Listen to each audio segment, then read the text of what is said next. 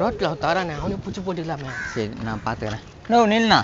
என்னப்பா வேறாப்பா ஒரு மனுஷன் நில்லுன்றா நிக்கல பேசுற அருகுதே அவனுக்கு. நான் என்னப்பா கேட்டேன் அறுபதுக்குதான்னு கேட்குறேன்.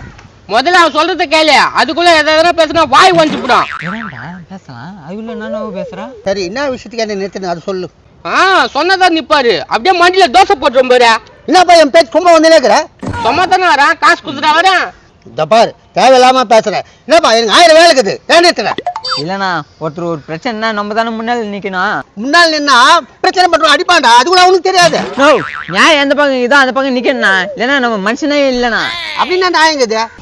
இவன் வளர்றத பார்த்துட்டு இவன் ஃப்ரெண்டு இவனுக்கு சூனியம் வச்சுக்கிறானா. சூனி வச்சுட்டானா, அதான் இப்படி வளர்ந்துன்னு போதாது. கோயில் பத்தி அவனுக்கா? ஏய் அவன் சொல்றத ஒழுங்கா கேளு. இவனுக்கெல்லாம் சப்போர்ட்டா வரமாட்டேன்பா, இவன் ரொம்ப நெக்கலா பேசுறான்பா. ஏன்பா பாருப்பா, நீ நிக்கல பேசினால வரவு கூட வராம போயிடுறாரு. சார்ண்ணா வன போலாம். அப்படின்னா மரியாதை பேச பழகு. மரியாதை பேசுறா, நீ கவலைப்படாத, வாப்பலாம். என்ன விஷயம் கரெக்டா சொல்லு, அப்பதான் நான் வருவேன். நோ நான் சொல்றேண்ணா, இவர் பணக்காரா இருந்திருப்பாரு, இவர் ஃப்ரெண்டு வந்து கெத்துட்டான். ஓ அப்படி என்ன பண்ண அவன்? சூனியம் வச்சுக்கிறான், அதனால இவரால எதுவுமே பண்ண முடியல. இது சட்டப்படி பயங்கரமான குற்றமாச்சே. அதுக்கு தான் இவருக்கு உறுதுணையா இருக்கலாம்னு கூப்பிடுறேன். நீ கவலைப்படாத, நான் வெல்லும். சரிண்ணா வாப்பலாம், அவனை உண்டுலன் பண்ணிடலாம். மறக்காம இந்த வீடியோவை ஃபுல்லா பாருங்க, கீழே ஸ்கிரீன்ல கிளிக் பண்ணி